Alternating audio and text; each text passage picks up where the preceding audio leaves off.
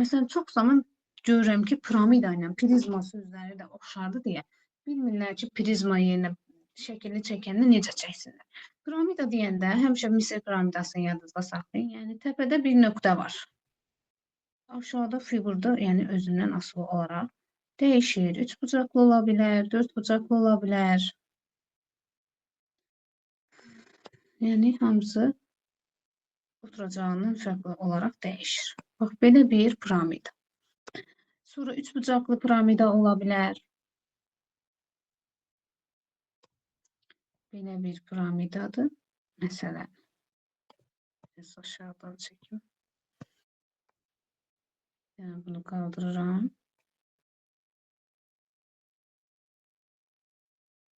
Bu da 3 bucaqlı piramida, 5 bucaqlı, 6 bucaqlı və s.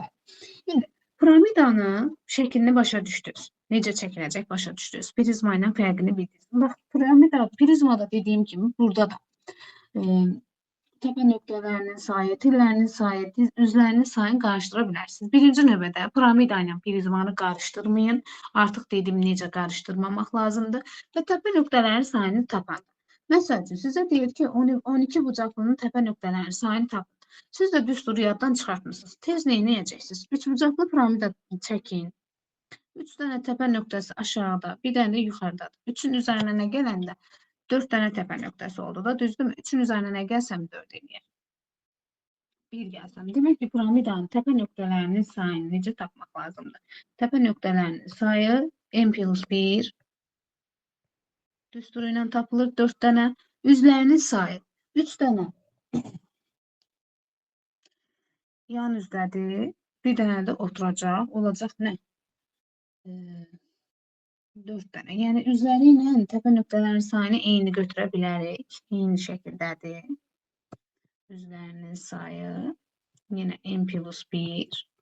Tillərinin sayını tapanda, məsələn, 3 bucaqlı çəkib tillərin sayını əzbərləyəndən sonra 3 dənə aşağıdadır, baxın. 3, 4, 5, 6.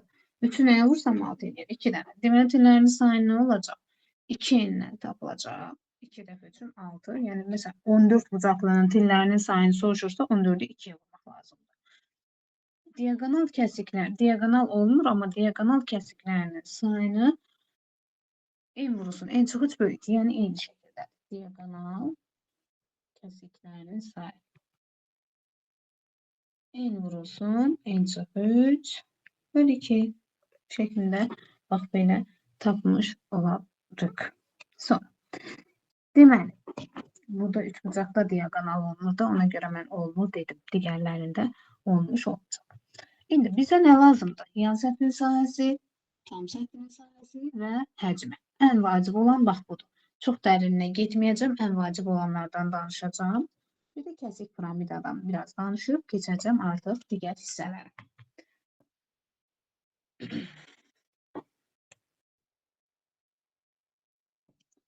Deməli, yan səthinin sahəsini tapanda, yan səthinin sahəsini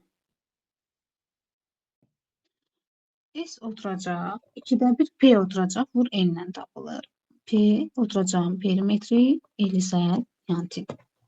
Tam səthinin sahəsini tapanda yan səthi ilə oturacağın sahəsi toplanır. Yəni oturacağın da sahəsi üstlərindən 3 bucağın, 3 bucaqlısa 3 bucağın, 4 bucaqlısa 4 bucağın, 5 bucaqlısa 5 bucağın oturacağının sahəsi ilə tapılmış olacaq. Həcmi isə 3-də 1 S oturacaq vur H. Düsturu ilə tapılmış olacaq. Bu da bizim piramidamız. Keçək kəsik piramidadan danışaq. Kəsik piramidada, gəlin bir dənə kəsik piramida çəkək.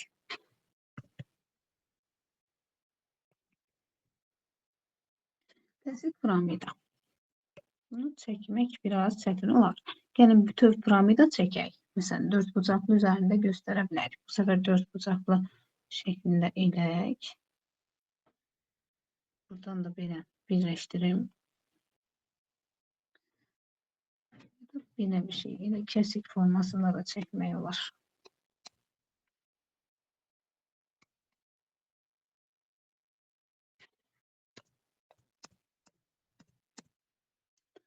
Yine bir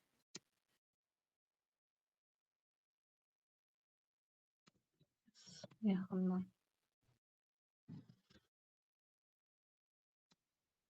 Tüf çəkək. Sonra düzəldik.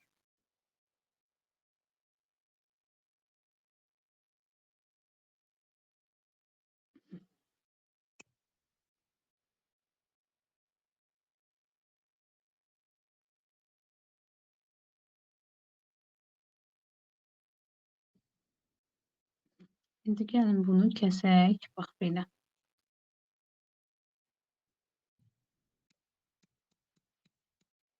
Sərgə.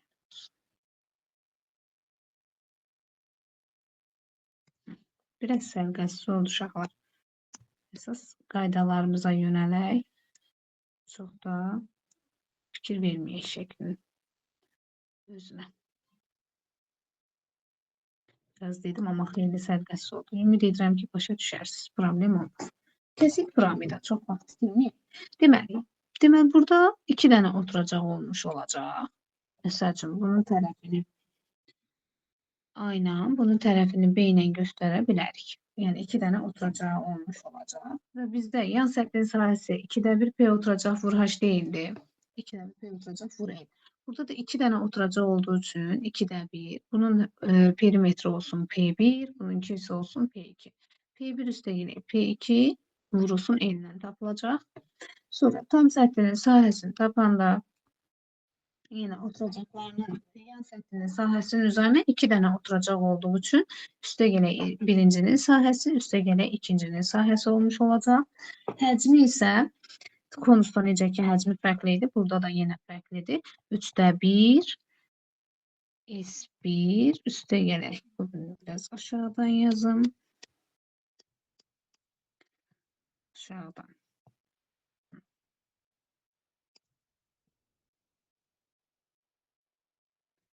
Üstə 1 S1 üstə gələk kök altında. Bu biraz fərqlidir. Bunu biraz yadda saxlamakta diqqətli olun. Üstə gəl S2 vurulsun H olmuş olacaq. Bax, bu da bizim kəsik piramidanın həllidir. Sonra sizə hansı mövzunu demişdim, baxaq. Gəlin ondan da danışaq. Deməli.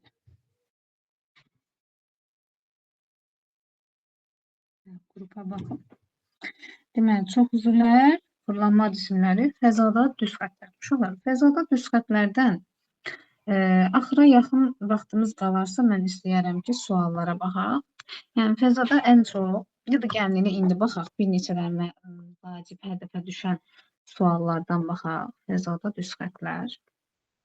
Ən çox fəzada düz xətlərdə mail, perpendikulyar proyeksiya var. Uşaqlar, müstəvini fəzada düz xətlərdən, bax, müstəvini dördbucaqlı şəkildə hər zaman göstərin. Yəni, ehtiyac yaranarsa belə düz xət kimi göstərin və ya bax, belə bir dağlavari bir müstəvi göstərə bilərsiniz. İndi, mail, perpendikulyar düz xət. Deyir ki, müstəvidən qaldırılmış perpendikulyar var. Həmin bu perpendikulyardan müstəviyə qədər çəkilmiş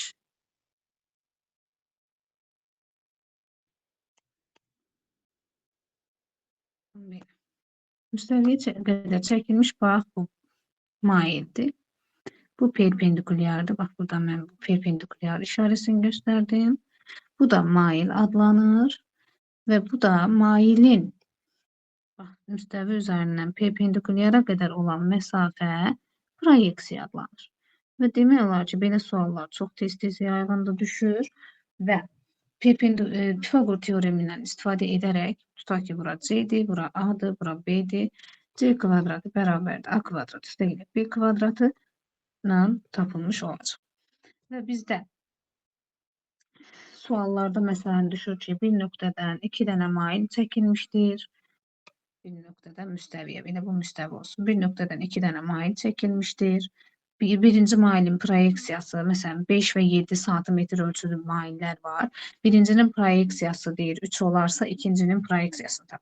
Onda mən nə etməliyəm? Əvvəlcə Pifaqor teoremi ilə 5, 3, hamınız bilirsiniz ki, yəni Pifaqor ədədlərdir. 3, 4, 5 Pifaqor ədədlərdir. Bura hündürlüyü tapıram 4. 4-dür yəni. Sonra da digərinin proyeksiyasını tapmaq istəyirəmsə, 7-nin kvadratından 4-ün kvadratını çıxıram, tapıram kök altında 33. 49-dan 16 çıxıram, 33 tapmış oluram. Bax, belə suallarda düşür. Bir də var müstəvini kəsən və kəsməyən düz xətt.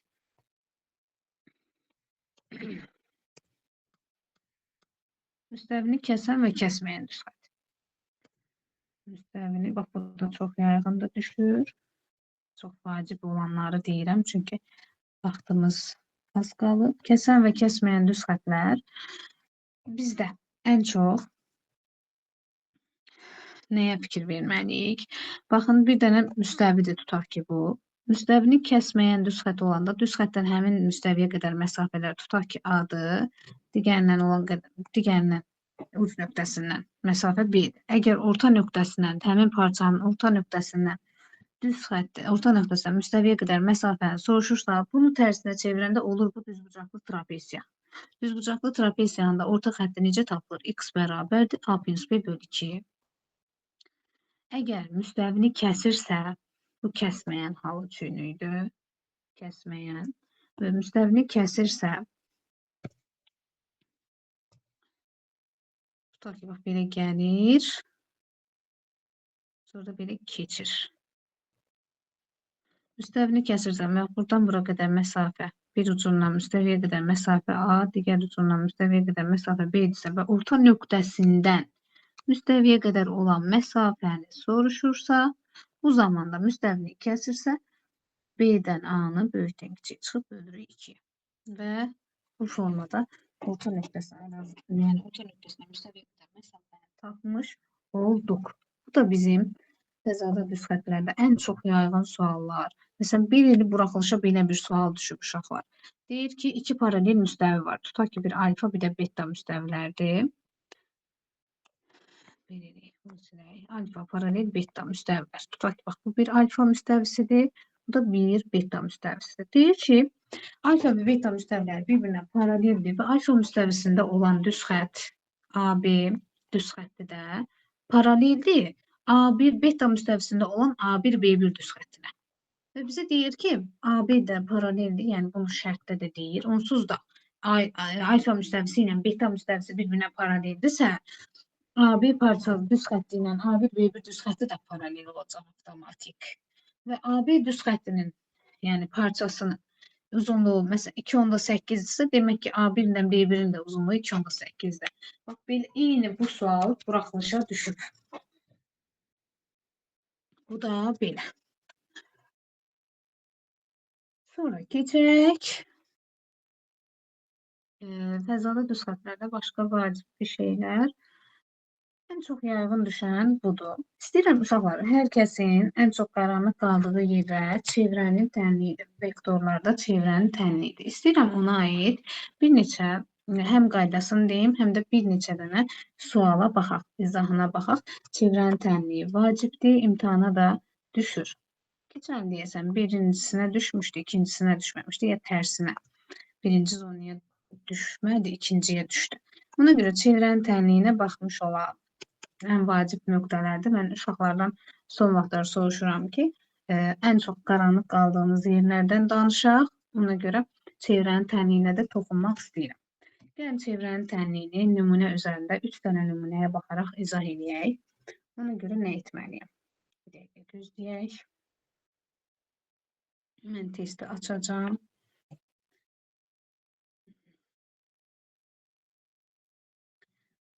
Testi açım. Geçirəm testi açım. 2025'in toplusunu açmış olacağım. Oradan çevrənin tənliyi ilə bağlı 2-3 dənə suala düşək. Baxaq, düşən tipdə suallara baxaq. 2025 ikinci hissə. Buradadır. Birinci hissə. İkincisi reset burada. Şimdi gəlin burada uşaqlar yazıb buna fikir verməyək. Gəlin burada təzədən PDF açıram. Bu da burada qalsın. Mən buradan çevrənin tənliyi ilə bağlı suallardan işlədim sizə. Yəni işləyim, siz də baxın. Qaranlıq qalan nə varsa aradan qaldıraq. Elə burada tapdım. Deməli, gəlin çevrənin tənliyini deməzdən əvvəl. Bizdə nə var? Düz xəttin tənliyi. Nöqtənin koordinatları iki nöqtə arasındakı məsafə. Elə burada görmüşkən onlar da çox asandır. Gəlin onları da tez-tez deyək, keçək.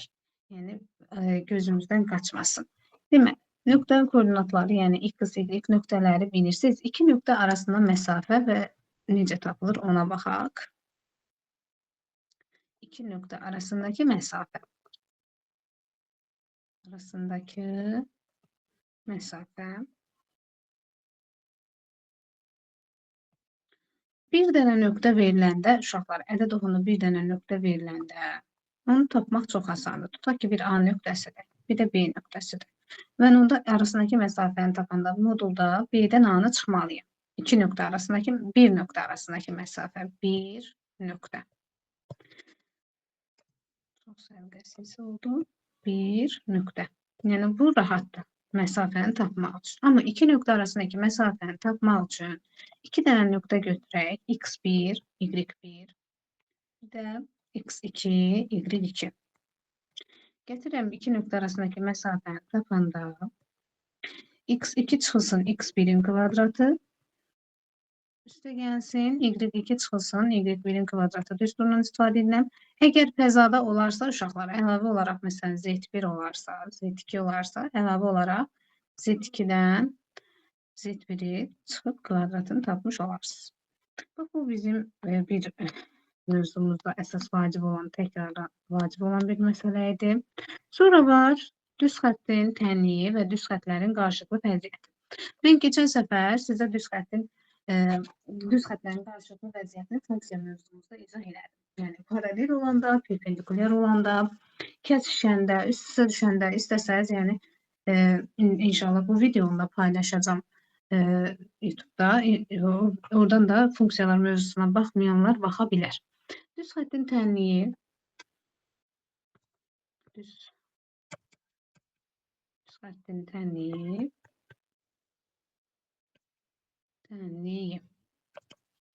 deməli, y bərabər, y kimi deməyək də, başa deyək belə. Ax plus by plus c bərabərli 0 şəklində olan tənliyə düz xəttin tənliyidir. Yəni, bu uşaqlar əslində elə y bərabərdir kx plus b şəklində olan düz xətti funksiyanın formasındadır. Yəni, biz buradan tapsaq, əgər y-i tapsaq, a ilə c-ni digər tərəfə keçirəndə mənfi ax çıxılsın c, buradan da y-i tapanda hər tərəfi b-yə bölündə mənfi a böl b çıxılsın c böl b olmuş olacaq. Bir dəqiqə.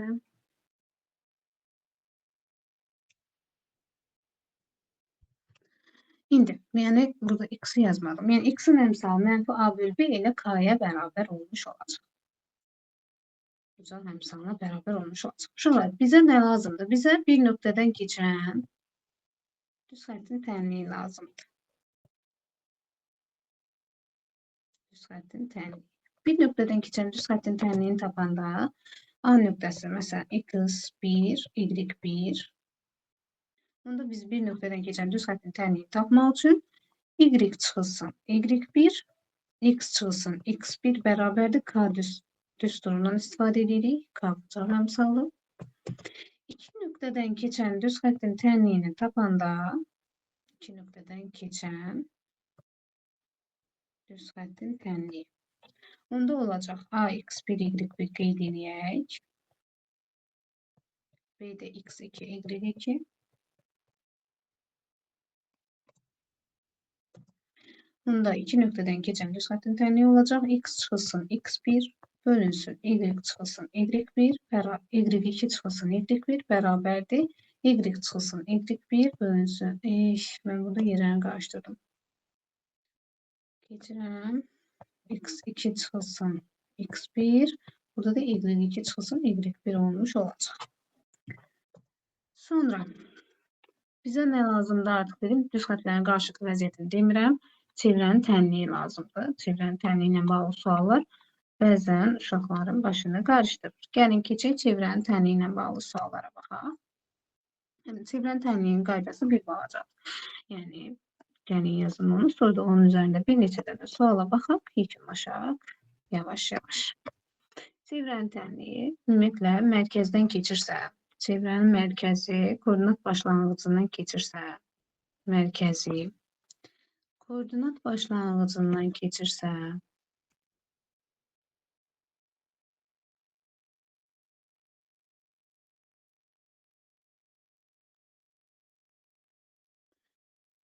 onda başlanğıcından keçirsə, onda bizim çevrəmizin tənliyi x kvadratı, üstə yenə y kvadratı, bərabərdə r kvadratı olacaq. Uşaqlar, burada bəzi bir neçə dənə sual var. Onun üzərində deyim sizə. Yəni, asan bir şeydir. Deyim tez keçək. Məsələn, 16-cı suala baxın. Deyir ki, nöqtələri, bu nöqtələrdən hansılar x kvadrat üstə yenə y kvadratı bərabərdir 21 tənliyi ilə verilmiş çevrənin daxilində. Belə sual olanda, 16 tipdə sual olanda gətirib x və y-ləri yerinə qoyursunuz. Əgər r kvadratından kiçik olarsa, hər hansı bir, tutaq ki, necə göstərək onu? Bir r1 göstərək, r1 kvadratı. Deməli, daxildə r2, məsələn, hər hansı başqa bir r2 çevrədir. Bərabər olarsa üst-üstə düşür. Üst-üstədir, mərkəzləri üst-üstə düşür. Amma böyük olarsa, 3'ün kvadratı 50'den böyük olarsa deyirik ki xaricində. Yəni xaricdə yerləşmiş olacaq. Çevrənin xaricində yerləşir nöqtə deyəcəyik. Məsələn, baxın, burada 16-cı sualda x kvadratı daha yazmışıq da onu neyinirik ki? Yox, yazmamışam. X kvadratı üzrə y kvadratı bərabərdir 21. A nöqtəsini yerinə qoysam nöqtələrini 2, -2, 4 nöqtəsini yerinə qoysam, -2'nin kvadratı üstə gələk 4'ün kvadratı. Deməli, 4 üstə gələk 16. Nə vermiş olacaq? 20.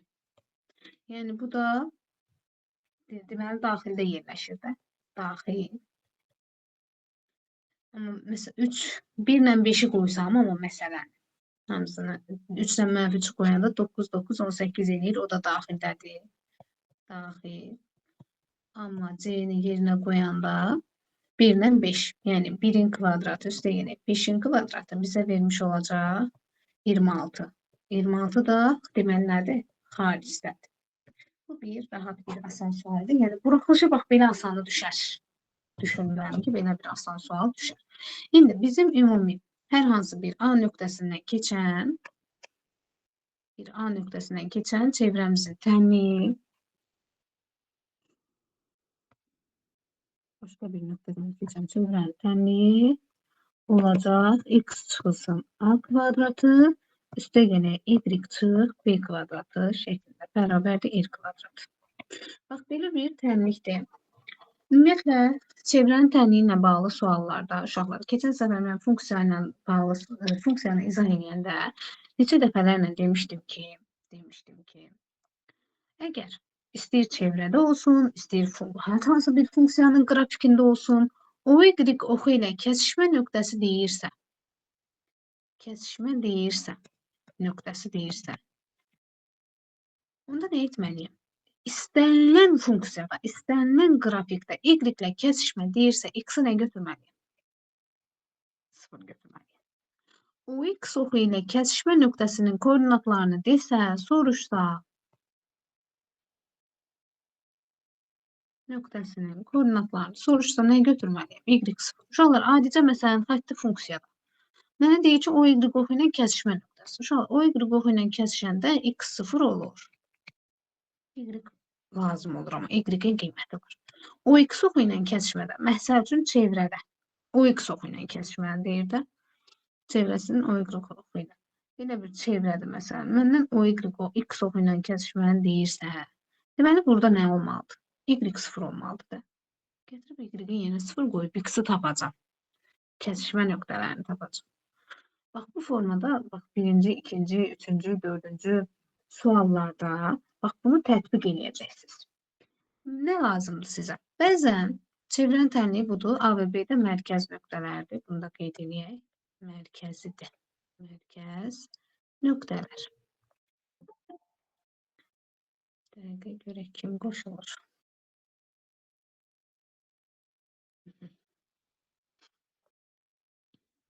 Gedək. A və B mərkəz nöqtələrdir. İndi mən 3 dənə dedim ki, misala baxacağam. Bu 5-ci misal üzərində həm çevrənin uzunluğunu tapın deyib. Yəni bu çevrənin uzunluğunu tapmaq üçün bizə nə lazımdır? Radius lazımdır. Və yaxud 5-ci sualda belə bir tənlikdir. Belə bir tənlikdə çevrənin uzunluğunu, radiusunu, mərkəzi nöqtələrini necə tapa bilərik?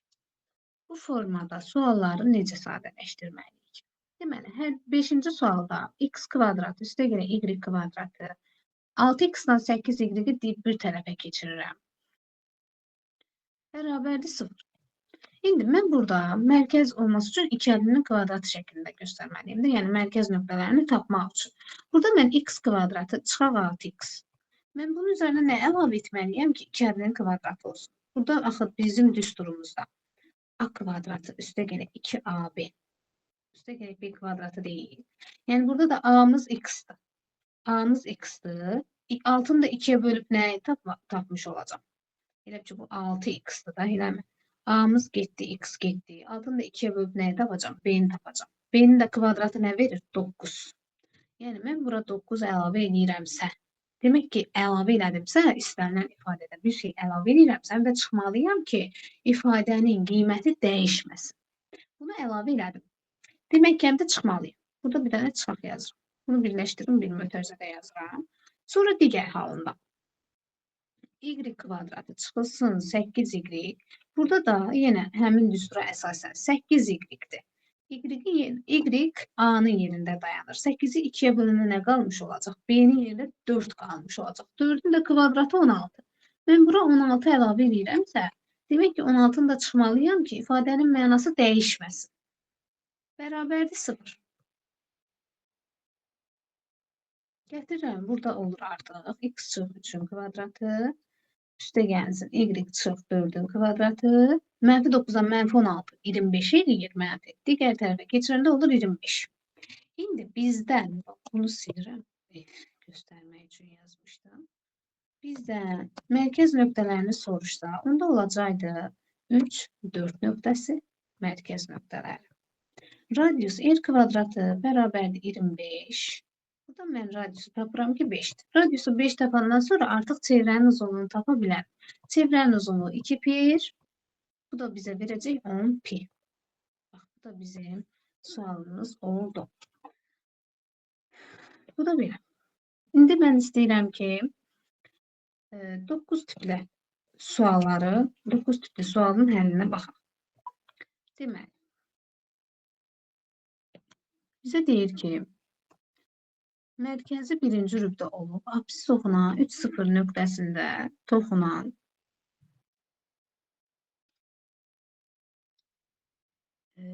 və radiusu 6 olan çevrənin tənliyini yazın. Mərkəzi birinci rübdə olub, apsis toxunan 3,0 nöqtəsində toxunan. Şu an gəlin bunun şəklini çəkək. Şəklini çəkək ki, daha yaxşı başa düşək.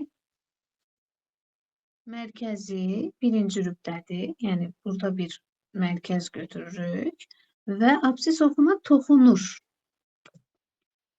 Yəni, əsas orada apsis oxuna toxunur. Bax, ona fikir verək. Buradan belə bir, tutaq ki, belə bir çevrədir. Belə bir çevrədir. Yəni, bu ordina toxunu kəsə də bilər. Mən niyə sildim ki? Və yaxud kəsməyə də bilər də. Yəni, bunu biz baxmalıyıq. Suala baxaq, görək nə deyir. Apsis oxuna 3 nöqtəsində toxunur. Baxın. 3 nöqtəsində toxunur. 3,0 nöqtəsində. Bax, bura A nöqtəsidir. Və radiusu 6-dır. Radiusu 6-dırsa, bax, buradan bura qədər məsafə 6-dır. Yəni, bunun y-i nədir? 6-dır. X-i nədir? 3-dür. Burada 3'dür. Deməli, bunun mərkəz nöqtələri oldu mu 3, 6. Çevrənin mərkəzi oldu mu 3, 6. Və biz çevrənin mərkəzini bildikcə artıq tənliyi yaza bilərikmi? Olacaq x çıx 3'ün kvadratı, üstə yenə y çıx 6'nın kvadratı, radius 6'dır, radius da r-in kvadratı 36 olmuş olacaq. Bax, bu formada yazmış olacaqsınız. Bir tip bu. Şəkli, bax, burada şəkli çəkərək başa düşdük. Şəkli çəkərək baxmaq lazımdır. Sonra keçirik Başqa bir nümunəyə baxaq. Buraxılışlara düşən suallardan. 10-cu sual. Deyir ki, mərkəzi ilə eyni olan çevrənin tənliyini yazın. Bizə nə lazımdır? Radius lazımdır və 5-7 nöqtəsindən keçsin. Gəlin 10-cu sualda əvvəlcə bayaqki kimi tənliyi yazaq. Yəni sadələşdirək, çevrənin tənliyini üzə çıxaraq. Bu açılmış formadadır. Biz ümumi düstur formasında göstərək. X birbaşa yazıram uşaqlar. Sualı burada görürsünüz. Burada yazıram, vaxt getməsin. X kvadrat çıx 4x. Yenə əlavə eləməliyəm. Nə əlavə eləsəm? 4 əlavə eləsəm, x çıx 2-nin kvadratı olar. Burada 4 əlavə elədimsə 4 çıxmalıyım. Sonra y kvadratı çıxılsın 6y. Bayaqki sualdandır. Yəni mən də bura 6-nı 2-yə bölürəm. 9, 3, 3-ün kvadratı 9. 9 əlavə eləməliyəm. Əlavə elədimsə çıxmalıyam həm də. Bərabərdir. Burada da çıxaq 10. Burada belə qalsın. Çıxaq 10. Bərabər 0. İndi bunu mən sadələşdirirəm. Bu olur x çıx 2-nin kvadratı. Üstə gələk y çıx 3-ün kvadratı. Mənfi 4, mənfi 9, mənfi 13. Digər tərəfə də mənfi 10-dan toplanır. Mənfi 23. Digər tərəfə keçəndə 23 edir. 23 edir. İndi mərkəzləri eynidir uşaqlar. Mərkəzləri eynidirsə, biz burada 5-7 nöqtəsini, bax 5-7 nöqtəsindən keçən çevrənin radiusunu tapmaq istəyirəmsə, mərkəzləri eynidir axı. 5-7 nöqtəsindən keçən çevrənin radiusunu tapmaq istəyirəmsə, gətirirəm bax bu hissədə 5-7 yerinə qoyub cavabın radiusu tapıram. Olacaq mənim tənliyim. 5 çıxılsın 2-nin kvadratı. Üstə gəlinsin. 7 çıxılsın 3-ün kvadratı. Bərabərdir. 5-dən 2 çıxanda 4, 3, 3-ün kvadratı 9, 7-dən 3-ün çıxanda 4, 4-ün kvadratı 16, bərabərdir 25. Bizim radiusumuzun r kvadratı bərabər 25. İndi deyir ki, çevrənin mərkəzi ilə. Bu çevrənin mərkəzi o eyni olsun, amma buradan ki, bu nöqtədən keçsin. Bu nöqtədən keçirsə, onda olacaq bu radiusunu 25-ə bərabər edib çevrənin tənliyini yazmış olacaq. Yəni mən artıq, baxın bu hissəni götürəcəm. X çıx 2-nin kvadratı üstə gəlinsin. Y çıx 3-ün kvadratı bərabər eləməliyəm 25-ə. Və bunu da gördük ki, çevrənin tənliyini açılış formasında verib. Açılış formasında veribsə, gətirib yerinə qoyub, bax bu formada bayaq necə sadələşdirmişdik, indi bu səfər açmaq lazımdır ki, yerinə qoyub rahatlıqla yazaq. İndi bunun da açılışını yazacaq. Nə var ki? Yazaq. X kvadratı çıxılsın 4x, üstə gələk 4, üstə gələk y kvadratı çıxılsın 6y, üstə gələk 9, 25 də bura keçirik, çıxaq 25 bərabərdir 0. Bunu geçirin biraz aşağıya.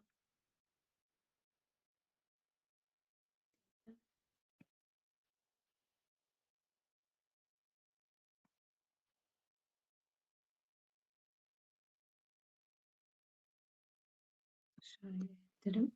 Bunu da sadeleştirende olur. X kvadratı çıxılsın 4x, üstə gələ y kvadratı çıxılsın 6y, hətta x-la y-i 1 qoyublar. Gəlin yerlərini dəyişək bunları.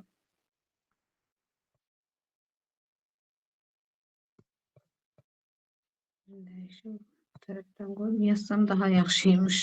Vaxt itirməzdim amma belə qoydum, dəyişdim. Çıx 4x, çıx 6y. Deməli, müsbət 4, müsbət 9, 13, 25-dən də 13 çıxanda nə verir? 12 bərabərdir 0. Və bu da hansı variantdadır bizdə? Deməli, 12 olan bir dənə D variantında doğrudur. Sonra, buraxılışa düşən bir tipdə sualda 12 tipli sualdır uşaqlar. Bunu da deyirik, sonra yekunlaşırıq. Deməli, x plus y minus 1 bərabərdir 0 düz xətti verilir. Və bizə deyir ki, bu çevrəsinin toxunma nöqtəsini tapın. Toxunma nöqtəsi, yəni ortaq nöqtəsidir. X çıx 2-nin kvadratı üstə gəlsin y plus 3-ün kvadratı bərabərdir ki, bu tip tənlikləri, bu tip sualları yazmaq üçün baxın birini də buraxılışa düşüb. Yəni bunu təkrarlamakta fayda var. Deməli, buradan əvəzləmə edirəm. X bərabərdir. 1-i bu tərəfə keçirirəm, Y-i bu tərəfə keçirirəm, 1 çıxar Y olur. Gətirəm burada X-in yerinə 1 çıxar Y yazıram. Yazıb hesablayıb tənliyə yazmış olacaq. 1 çıx Y çıxsın 2-nin kvadratı. Üstə gəlsin Y plus 3-ün kvadratı. Bunun bir dənə maraqlı bir şey deyim. Uşaqlar. Tutaq ki, bu sualı həll edə bilmədiniz, tənliyi çıxarda bilmədiniz. Variantları da gətirib yerinə qoyaraq, yəni bir şey əlaqələndirmək olar. Variantlarda məsəl üçün 3 və -2-ni hər iki tənlikdə yerinə qoyub toxunma nöqtələrinin koordinatlarını düzgün təyin edə bilərsiniz və variantda da cavabı tapmış ola bilərsiniz.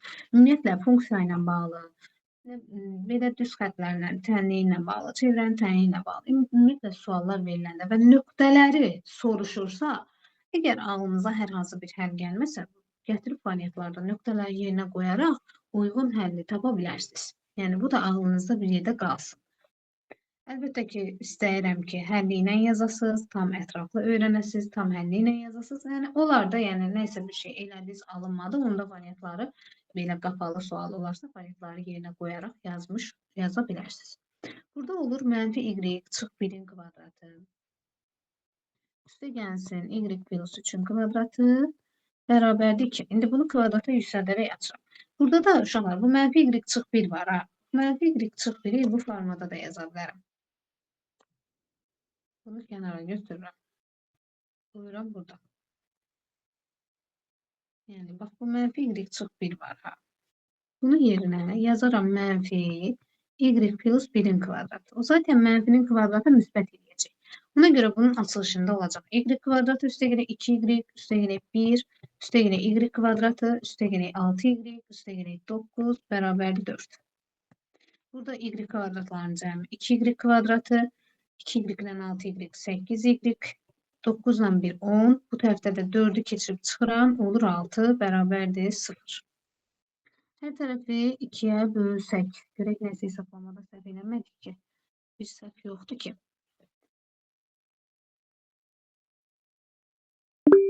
Hə, 2-yə bölək, nəsə bir səhv varsa uşaqlar, kim istəsə desin, yəni mexaniki səhv. Değil. Necə? Müsbət 6. Sağında 2 olmalı. Hə, görürsünüz, neysə mən də bax, özüm yazmışam, hələ tam onu tutmadım. Gördüm ki, neysə səhvlik var, hiss elədim ki, səhvlik var. Ona görə soruşdum. Hə, 2 olanda 9 ilə 1 eləyir 10, 2-ni də çıxırıq eləyir 8. Bu da olacaq y kvadrat. Hər tərəfi də 4-ə 2-yə böləndə y kvadrat üstə 4 etdik, üstə gələk 4 bərabərdir 0. Bu da bizə y plus 2-nin kvadratını verir. Bu da y plus 2 bərabərdir 0. Y də bərabərdir -2 olmuş olur. Gətirəm burada, bax, yuxarıdan əvəz elədiyim yerdə yerinə qoyuram. Gətirəm burada yazıram. 1 çıxılsın -2, o da bizə nə vermiş olur? 3 nöqtəsini vermiş olur. Belə. Ümid edirəm ki, uşaqlar, bugünkü mövzumuzda, bugünkü təkrarımızda sizə xeyli dəyər, sizin üçün yaxşı olar. İnşallah ki, hamısını bilirdiniz. Yəni, ümid edirəm bilirdiniz və daha da təkmilləşdirdiniz. Belə, oldu uşaqlar, imtahana az qalıb, hamınıza uğurlar arzu edirəm. Çalışacağım, bir dərs də açım yenə, 5-ci gün ola bilər deyəsən. Çalışacağım, yenə bir dərs əlavə edim, yenə oradan da yenə qaranlıq qalan məqamlara baxaq. Belə, çoxlu təkrar eləyin, sınaqlar işləyin, suallarınız olanda da mənə şəxsdən yönləndirə bilərsiniz. Sağ olun, gecəniz xeyrə qalsın.